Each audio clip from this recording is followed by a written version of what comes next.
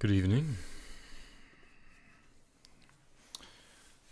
Apologies for the late start, but the stream seems to be dropping quite a few frames. About 80%, unfortunately. However, after much trial and error, there seems to be nothing I can do to solve it, so, being as this is a audio primary stream, we're going to go with it anyway. And let's see how the audio works out as well. Hopefully it shouldn't be too bad.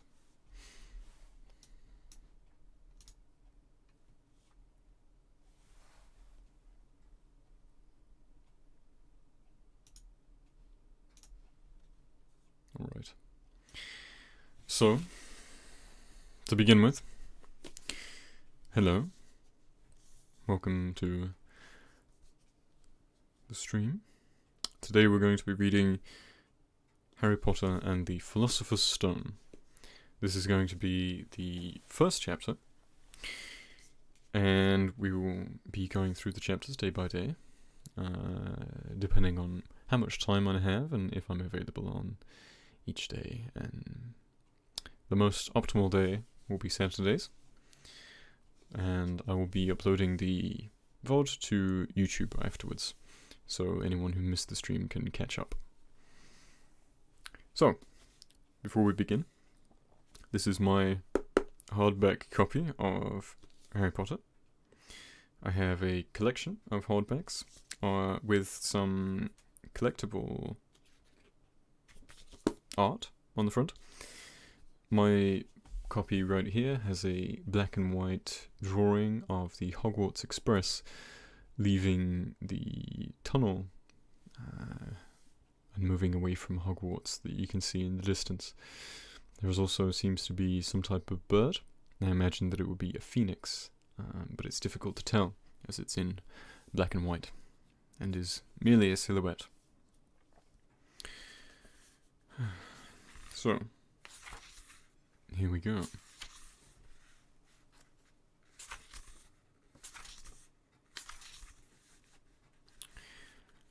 Chapter 1. The Boy Who Lived.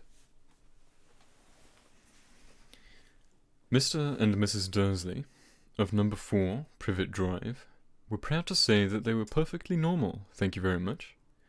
They were the last people you'd expect to be involved in anything strange or mysterious, because they just didn't hold with such nonsense. Mr. Dursley was the director of a firm called Grunnings, which made drills. He was a big, beefy man with hardly any neck, although he did have a very large moustache. Mrs. Dursley was thin and blonde, and had nearly twice the usual amount of neck, which came in very useful, as she spent so much of her time craning over garden fences, spying on the neighbours. The Dursleys had a small son called Dudley, and in their opinion, there was no finer boy anywhere. The Dursleys had everything they wanted, but they also had a secret, and their greatest fear was that someone would discover it. They didn't think they could bear it if anyone found out about the Potters. Mrs. Potter was Mrs. Dursley's sister, but they hadn't met for several years. In fact, Mrs. Dursley pretended she didn't have a sister, because her sister and her good-for-nothing husband were as un-Dursleyish as it was possible to be. The Dursleys shuddered to think what the neighbours would say if the Potters arrived in the street. The Dursleys knew that the Potters had a small son too, but they had never seen him. The boy was another good reason for keeping the Potters away. They didn't want Dudley mixing with a child like that. When Mr. and Mrs. Dursley woke up on the dull, grey Tuesday, our story starts. There was nothing about the cloudy sky outside to suggest that strange and mysterious things would soon be happening all over the country. Mr. Dursley hummed as he picked out his most boring tie for work, and Mrs. Dursley gossiped away happily as she wrestled a screaming Dudley into his high chair. None of them noticed a large tawny owl flutter past the front window. At 8:30, Mr. Dursley picked up his briefcase, pecked Mrs. Dursley on the cheek, and tried to kiss Dursley goodbye, but missed, because Dudley was now having a tantrum and throwing his cereal at the walls. "Little tyke," chortled Mr. Dursley as he left the house. He got into his car and backed out of number 4's drive.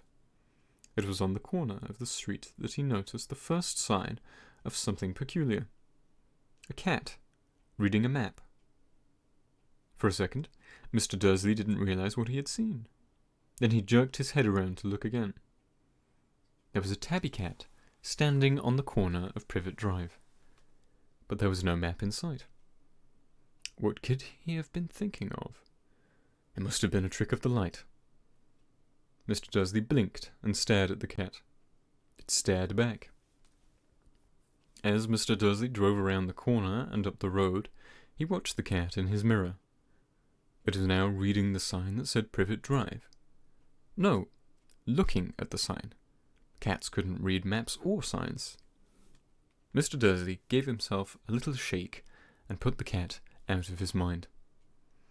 As he drove towards town, he thought of nothing except a large order of drills that he was hoping to get that day.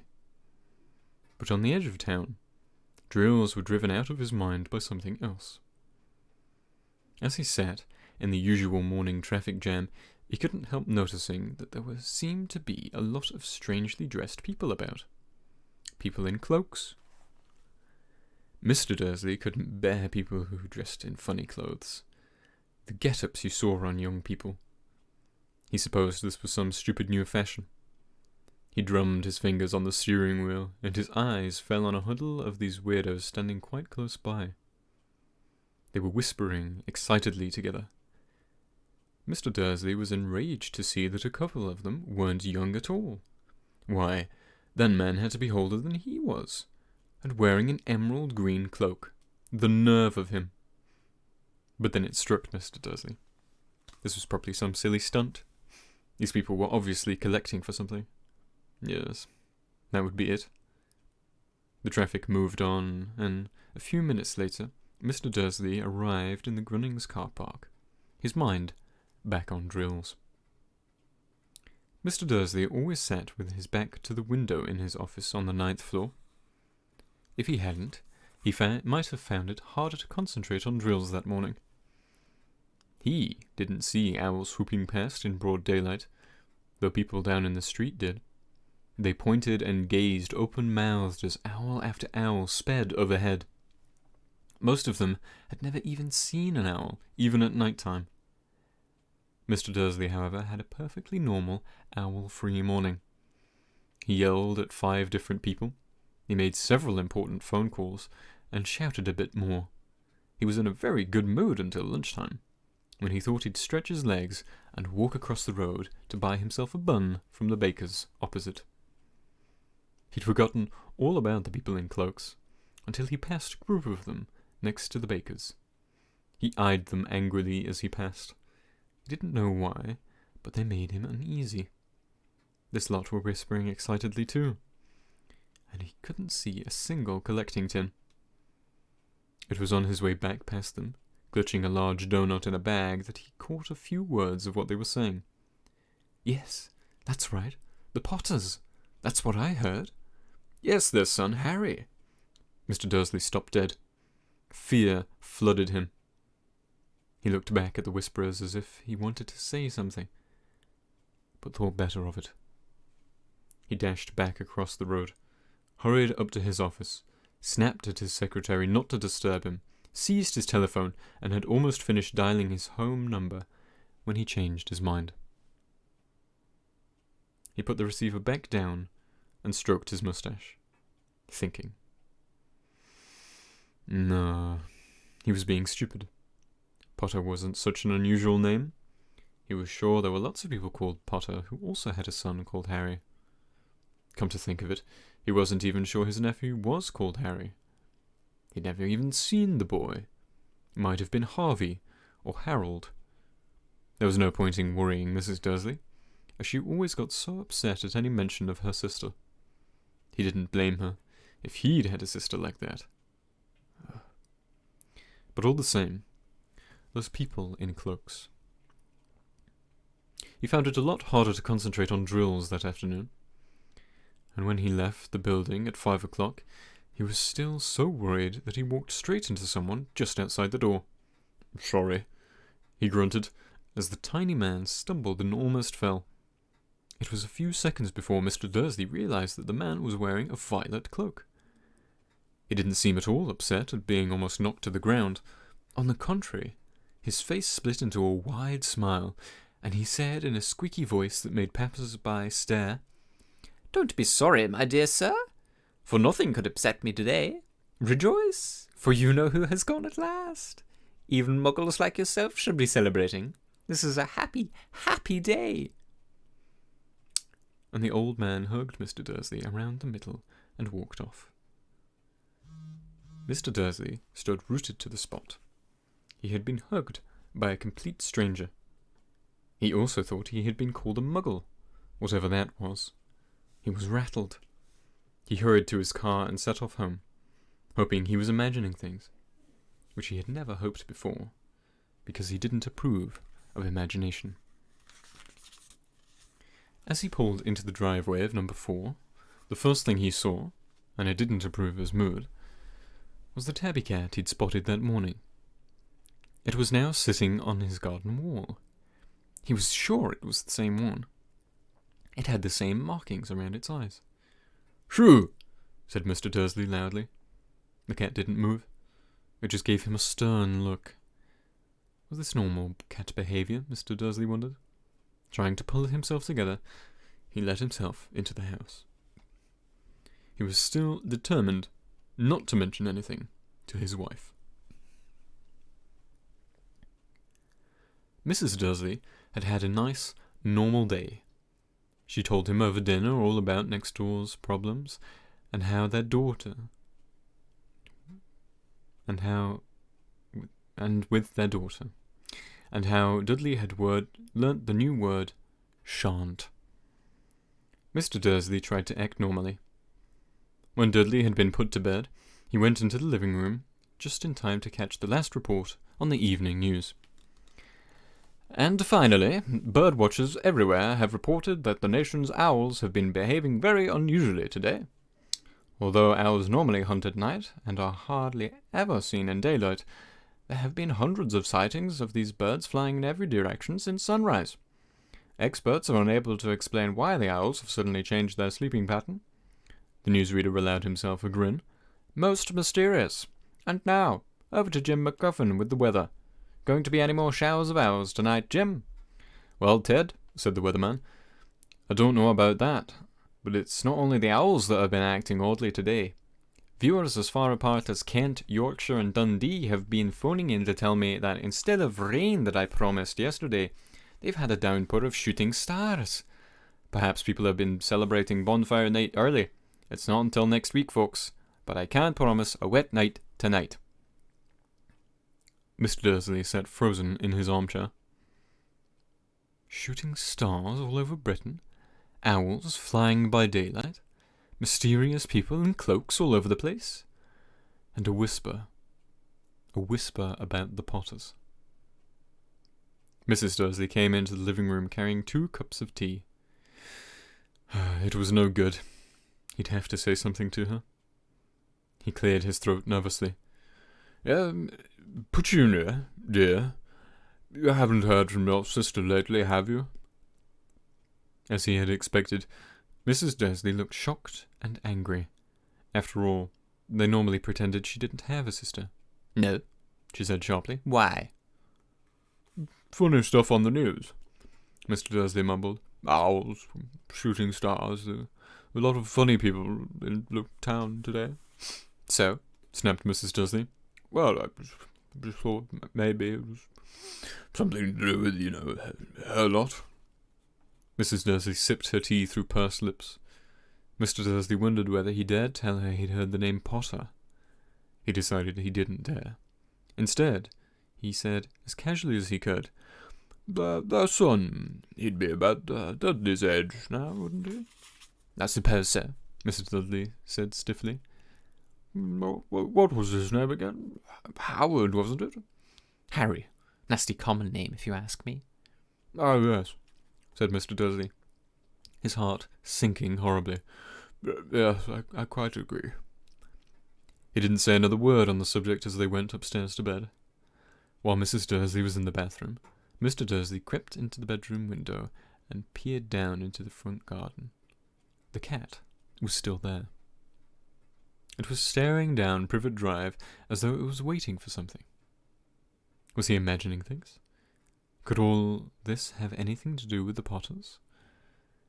If it did, if it got out that they were related to a pair of... well, he didn't think he could bear it. The Dursleys got into bed. Mrs. Dursley fell asleep quickly, but Mr. Dursley lay awake, turning it over in his mind.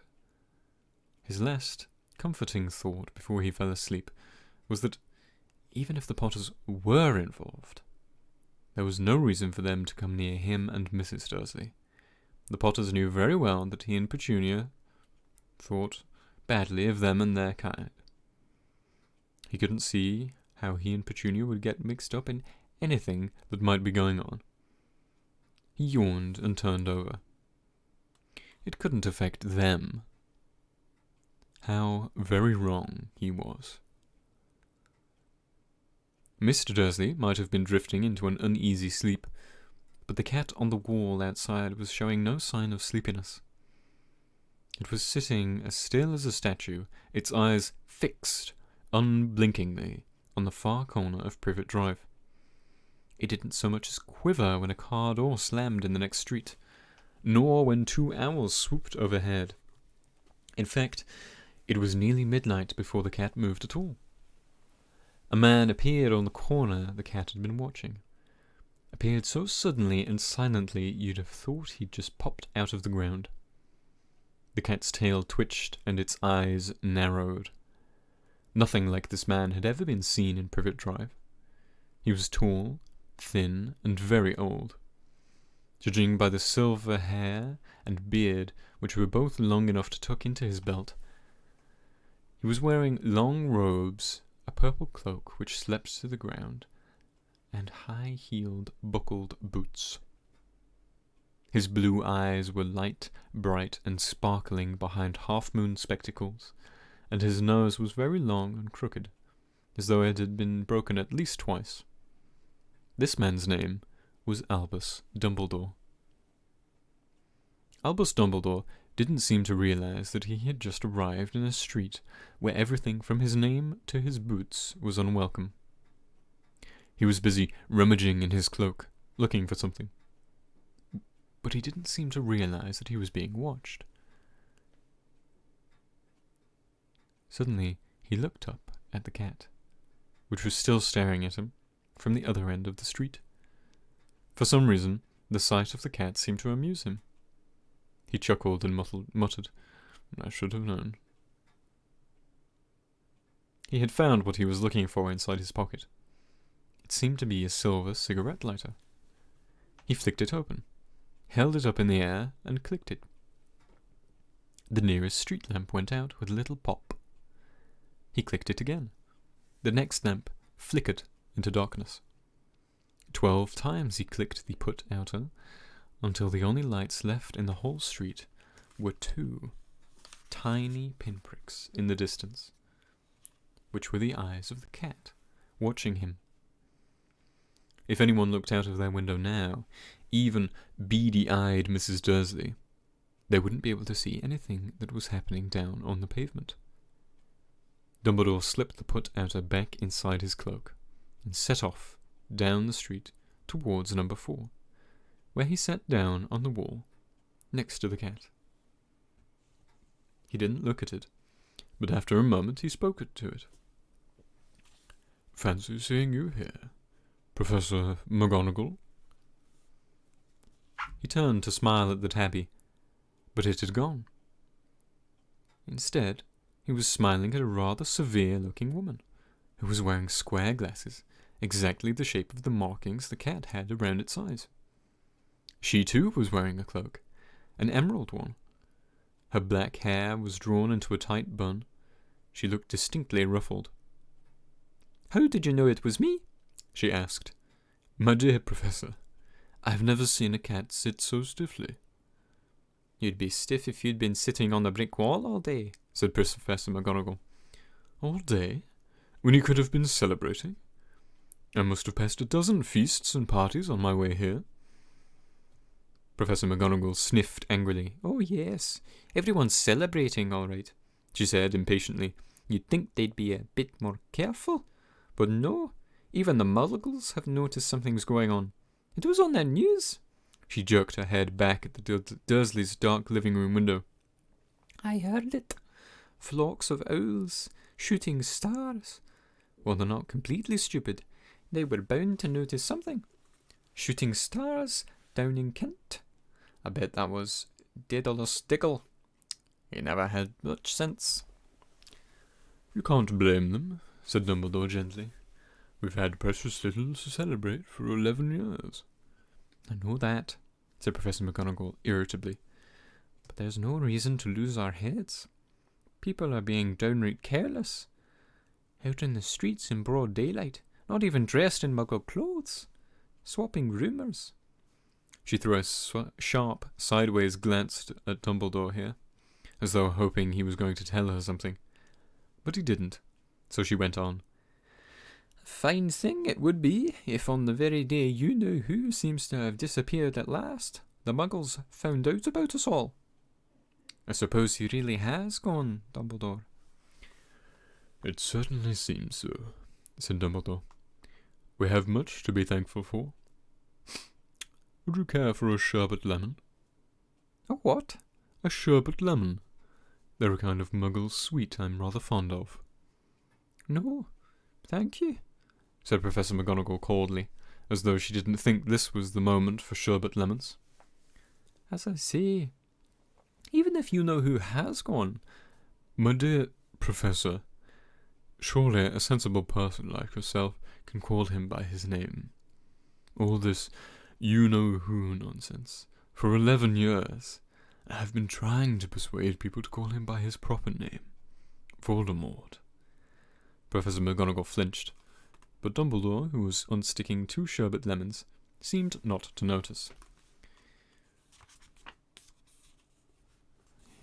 It all gets so confusing if we keep saying you-know-who. I have never seen any reason to be frightened of saying Voldemort's name. "I know you haven't," said Professor McGonagall, sounding very half-exasperated, half-admiring. "But you're different. Everyone knows you're the only one. You-know-who. All right, Voldemort was afraid of." You flatter me, said Dumbledore calmly. Voldemort had powers I will never have. "Only because you're too, well, noble to use them." It's lucky it's dark. I haven't blushed so much since Madame Pomfrey told me she liked my new earmuffs. Professor McGonagall shot a sharp look at Dumbledore and said, "The owls are nothing to the rumours that are flying around. You know what everyone's saying about why he's disappeared? About what finally stopped him?" It seemed that Professor McGonagall had reached the point she was most anxious to discuss. The real reason she had been waiting on a cold, hard wall all day, for neither as a cat nor a woman had she fixed Dumbledore with such a piercing stare as she did now. It was plain that whatever everyone was saying, she was not going to believe it until Dumbledore told her it was true. Dumbledore, however, was choosing another sherbet lemon and did not answer. "What they're saying," she pressed on, "is that last night Voldemort turned up in Godric's Hollow. He went to find the Potters. The rumour is that Lily and James Potter are that they're dead."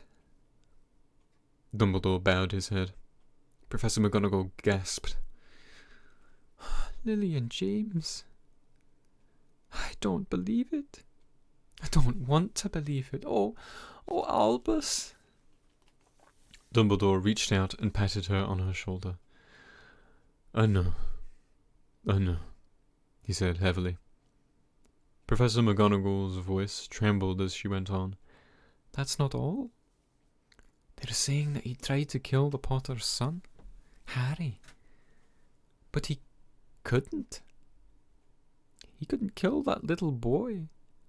No one knows why or how, but they're saying that when he couldn't kill Harry Potter, Voldemort's powers somehow broke, and that's why he's gone. Dumbledore nodded glumly.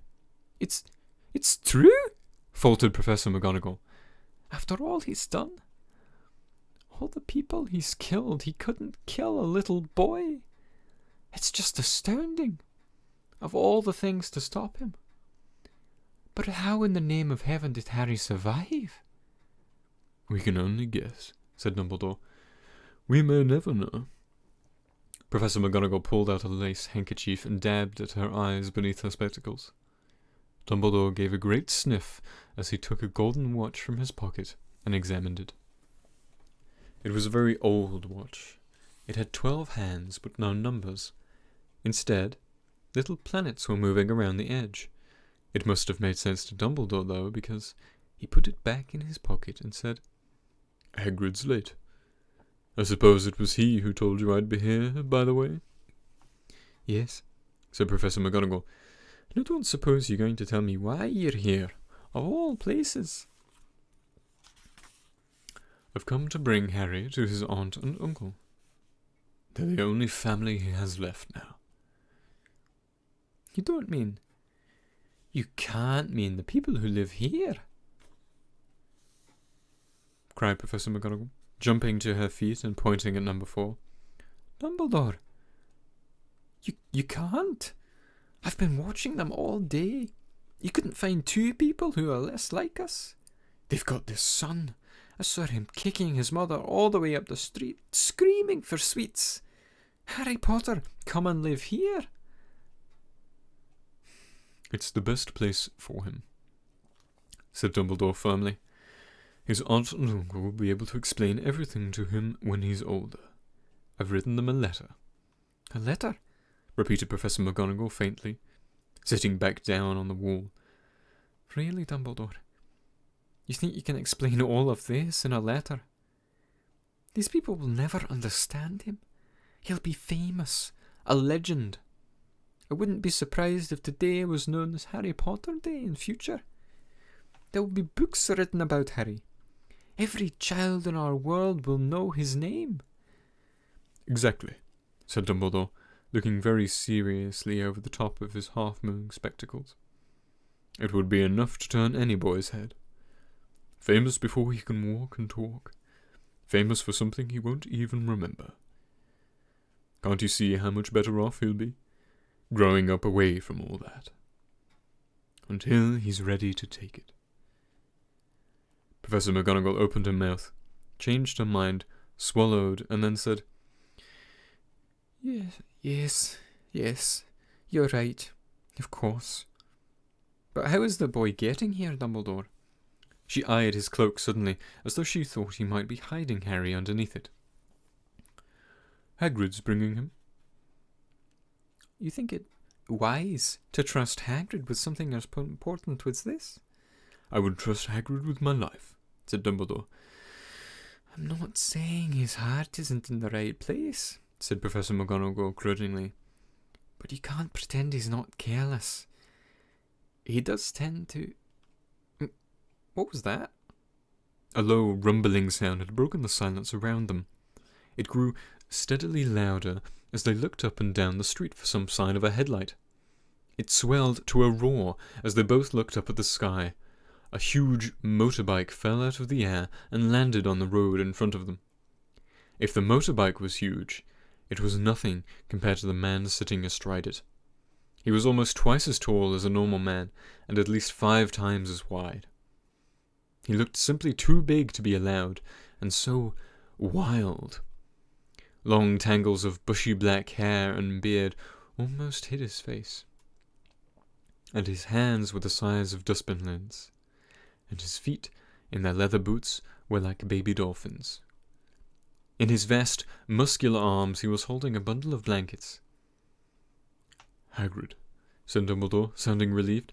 "At last. And where did you get that motorbike?" "Borrowed it, Professor Dumbledore, sir," said the giant, climbing carefully off the motorbike as he spoke. "Young Sirius Black lent it to me. I've got him, sir." "No problems, were there?" "No, sir. House was almost destroyed when I got to him all that night, before the muggles started swarming around. He fell asleep as we were flying over Bristol." Dumbledore and Professor McGonagall bent forward over the bundle of blankets. Inside, just visible, was a baby boy, fast asleep. Under a tuft of jet black hair over his forehead, they could see a curiously shaped cut, like a bolt of lightning. "Is that where—" Professor McGonagall whispered. "Yes," said Dumbledore.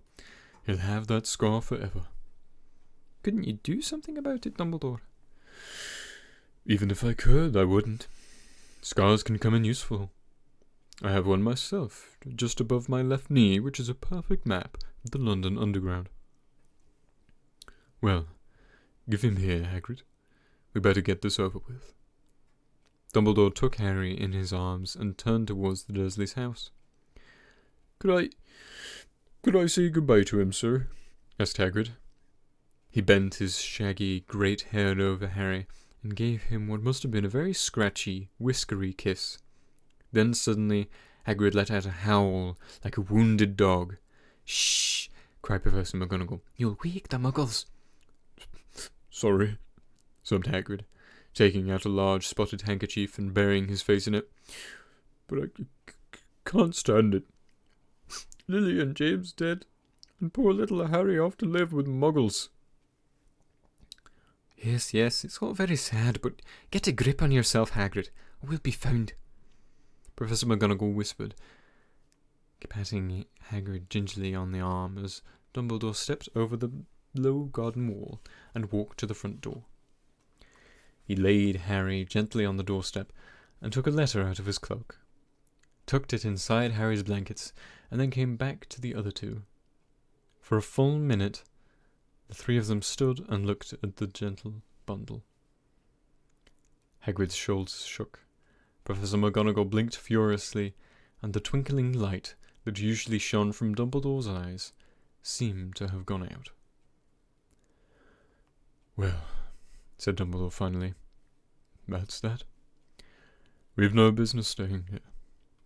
We may as well go and enjoy the celebrations." "Yes," said Hagrid in a very muffled voice. "I best get this bike away. Good night, Professor McGonagall. Professor Dumbledore, sir." Wiping his streaming eyes on his jacket sleeve, Hagrid swung himself onto the motorbike and kicked the engine into life. With a roar, it rose into the air and off into the night.